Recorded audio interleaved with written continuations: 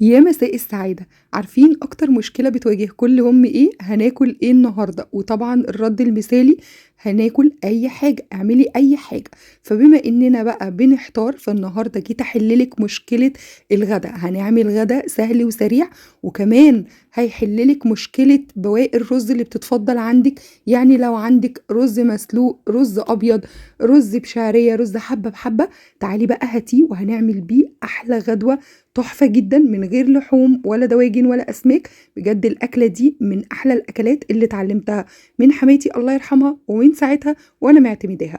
يلا بقى، أنا هنا معايا رز، ده شوية رز أبيض كانوا فاضلين عندي، فأنا كده جبتهم. ويلا بقى بينا هنجيب فلفل ألوان وأي نوع موجود عندك، مش شرط يكون فلفل أحمر وأصفر، لا أنا هنا كان عندي حباية من الفلفل الرومي الأحمر.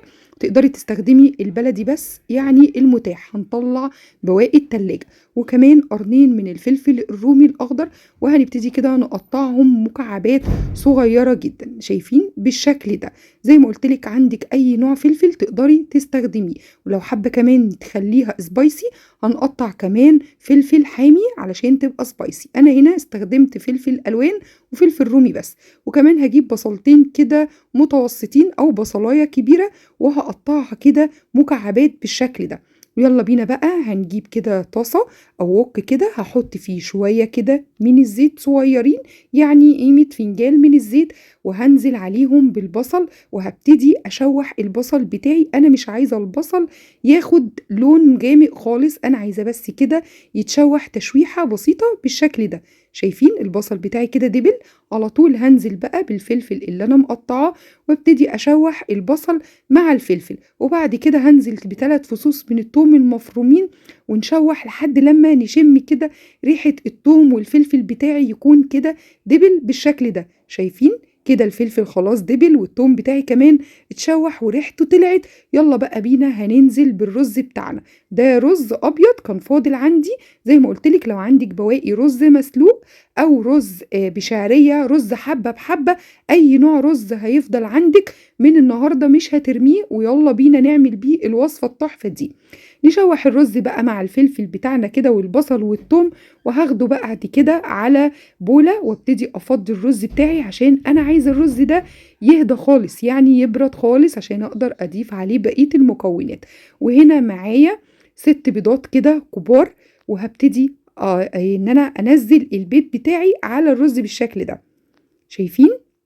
وطبعا انا هنا الرز ده كان مقدار كوبايتين من الرز، انت عندك اكتر هتضاعفي كمية البيض. يعني كوبايتين الرز دول انا حطيت عليهم 6 بيضات، ولو حسيت ان انا محتاجة بيض تاني هحط. بعد ما حطيت البيض هنزل كده بشوية من الخضرة، كان عندي شبت وبقدونس فضفتهم، ولو عندك كزبرة كمان هتبقى تحفة جدا. ويلا بقى نضيف التوابل بتاعتنا، عبارة عن ملح وفلفل اسود و7 بهارات، كمون، بابريكا، ولو حابة تضيفي كده هنا فلفل حامي هتضيفي. انا حطيت شوية شطة، كمان حطيت ربع معلقة من البيكنج صودا، ولو ما عندكيش البيكنج صودا تقدري تضيفي البيكنج باودر، علشان خاطر هيخلي لي البيكنج باودر ده عامل مهم جدا عشان يخلي لي العجة بتاعتي تبقى هشة. حسيت ان البيض بتاعي قليل شوية فهضيف كمان بيضتين، يعني انا كده ضفت 8 بيضات. زي ما قلت لكم لو حسيتوا ان هو محتاج بيض فهنزود له بيض، والبيض ده برضو عامل مساعد، ان هو عامل من عوامل الرفع عشان تبقى هشة كده وما تبقاش مكتومة. نقلب مكوناتها انا بقى كده كلها. يلا بينا بقى هاتيلي صينية، صينية ألمونيا، صينية بايركس، صينية تيفال، أي صينية هتحطي فيها شوية من الزيت كده وتدهني الصينية علشان بس العجة بتاعتنا ما تلزقش في الصينية. نلف كده الزيت بتاعنا ونتأكد ان الصينية كلها بقت مدهونة من الزيت، وننزل بقى على طول بالعجة الخطيرة التحفة ديت. عايزة اقول لكم ان ريحتها بجد وهم من قبل ما تدخل الفرن ولا تستوي، ومن احلى الوصفات اللي بنحبها. بجد تحفة جدا يا بنات، جربوها هتعجبكم جدا وهتشكروني وتدعوا لي دعوة حلوة. وداعا بقى ان احنا نرمي الرز اللي بيتبقى او نبقى محتارين نعمل بيه ايه.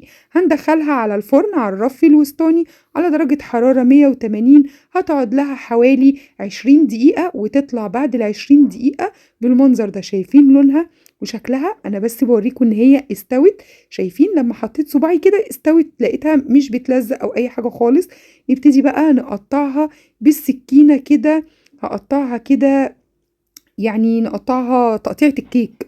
تمام، قطعها بقى زي ما انتوا عايزين تقطعوها، بس هي دي يعني التقطيعة المظبوطة او الصح ليها. شايفين هي طالعة بقى سخنة بنار الفرن، شايفين جمالها وشكلها تحفة تحفة، هشة كده وطعمها خطيرة. جربوها بجد هتعجبكم جدا. لو انتوا لسه معايا لحد دلوقتي في الفيديو ما تنسوش لايك وشير وكومنت حلو منكم للتشجيع، علشان خاطر اواصل فيديوهات كتير اقدر اصورها لكم واكون متحمسة. تعليقاتكم مهمة جدا يا بنات، بجد بتديني كده حماسة ان انا اكمل واصور فيديوهات. حطيتها بقى على السرفيس بتاعي، وشايفين احلى غدوة بجد تحفة جدا، من غير ما نستخدم بقى لا لحمة ولا فراخ ولا اي حاجة، وتحفة جدا وموفرة واقتصادية، جنب شوية بتنجان مخلل، جنب شوية طماطم مخللة. انا عملت طماطم مخللة وشوية جرجير وعيش بقى بلدي، وعيشوا مع احلى عجة رز هتاكلوها في حياتكم.